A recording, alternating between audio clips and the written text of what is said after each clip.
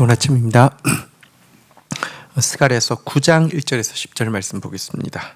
1절 여호와의 말씀이 하드락 땅에 내리며 다메섹에 머물리니 이스라엘 모든 지파의 눈이 여호와를 우러러 봄이니라. 2절 그 접경한 하맛에도 임하겠고 두로와 시돈에도 임하리니 그들은 매우 지혜로움이니라. 3절 두로는 자기를 위하여 요새를 건축하며 은을 티끌같이 금을 거리에 진흙같이 쌓았도다. 4절 주께서 그를 정복하시며 그의 권세를 바다에 쳐넣으시리니 그가 불에 삼켜질 것이라. 5절 아스글론이 보고 무서워하며 가사도 심히 아파할 것이며 에그론은 그 소망이 수치가 되므로 역시 그러하리라. 가사에는 임금이 끊어질 것이며 아스글론에는 주민이 없을 것이라. 자, 이제 스가랴는 조금 더 미래에 있을 일에 대해서 이야기합니다. 이 일은 그 알렉산더의 그리스 제국에 의해서 유다와 유다 주위에 있는 나라들에 일어날 엄청난 변화에 대한 예언입니다. 먼저 하드락, 다메섹, 하맛 이라는 지명이 1절과 2절에 나오는데요. 이것은 그러니까 유다를 중심으로 보면 북쪽에 있는 그 수리아 지역을 말하는데요. 이들이 알렉산더에 의해서 모두 멸망할 것이다 이렇게 예언하고 있습니다. 또 두로 시돈이 나오는데요. 이들은 베니게의 도시인데요. 이것은 그 유다를 중심으로 보면 이제 북서쪽에 위치해 있는 곳입니다. 특별히 이 두로와 시돈은 해상 무역을 통해서 경제적으로 크게 번성하였을 뿐만 아니라 난공불락의 요새를 가지고 있었기 때문에 자신만만해하던 사람들이었는데요. 알렉산더가 이들을 점령하기 위해서 해안에서부터 이 섬까지 제방을 건설한 후에 침공해 가지고요. 두로와 시돈 모두 불태워버리고 멸망시켜버리게 됩니다. 이어지는 지명 아스글론, 가사, 에그론, 아스돗 5절에서 6절에 나오는 부분은요. 유다를 중심으로 보면 이제 이 서쪽인데 남서쪽을 이야기합니다. 이것은 블레셋 지역이라고 성경에서 계속 부르던 곳이죠. 또 나왔던 이 그 도시들 곧 아스글론, 가사, 에그론, 아스돗 이것은 이제 블레셋의 대표적인 도시 국가들이었지요. 이들은 이 뭐랄까요? 알렉산더가 위에서 쳐내려올 때 자기들 바로 위에 있는 베니게의 두로, 시돈 같은 이런 강력한 나라들이 완충 역할을 하면서 막아줄 것이라고 생각했는데 맥없이 나가 떨어져 지게 되고요.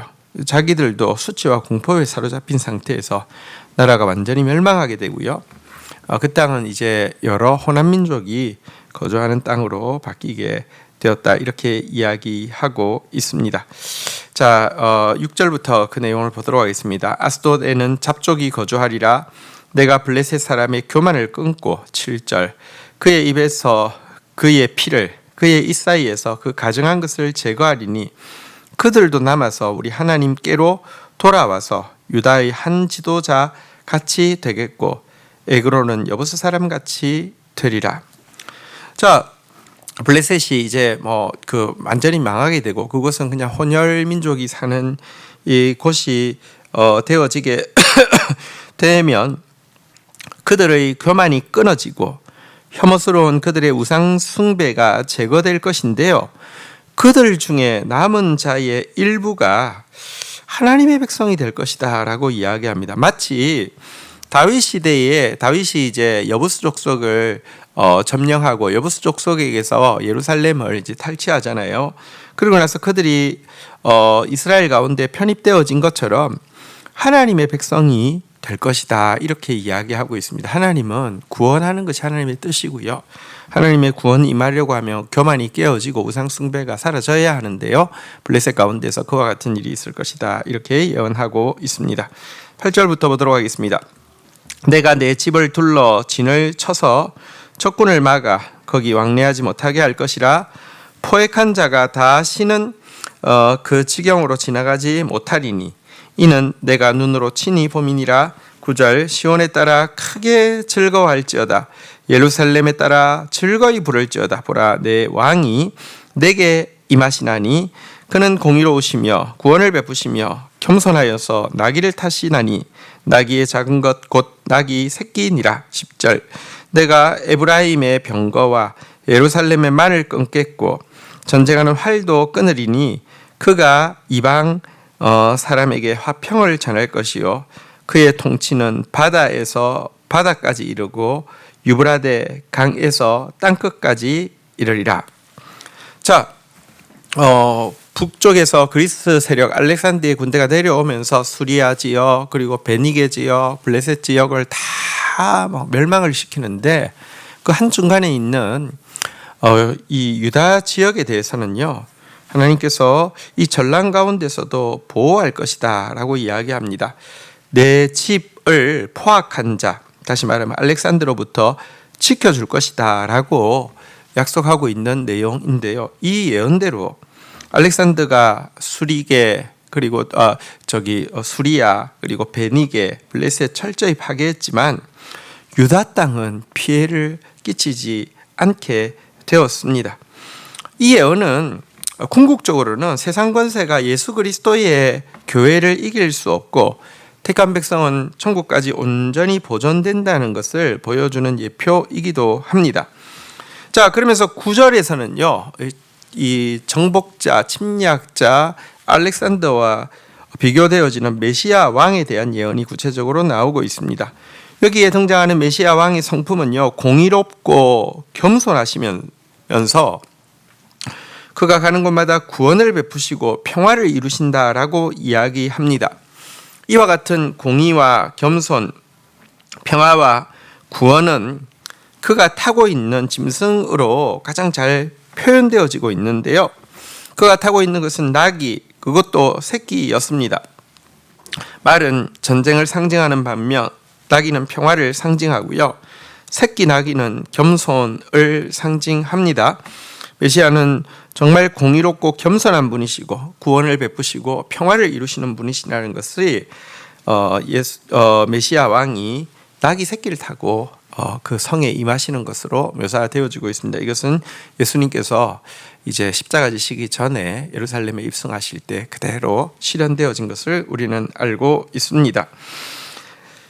이 같은 메시아 왕국의 성격은 알렉산드 제국의 성격과 정반대라는 것을 알게 됩니다. 그리고 이런 왕이 다스리시기 때문에 메시아 왕국이 이루어지면, 하나님 나라가 이루어지면 온 세계에서 말이 끊어지겠고 전쟁하는 활도 끊어지게 될 것이고 바다에서 바다까지, 유브라데에서 땅끝까지, 그러니까 온 세계를 일컫는 말이죠. 온 세계에 하나님의 평화가 이루어질 것이다, 이렇게 예언하고 있습니다.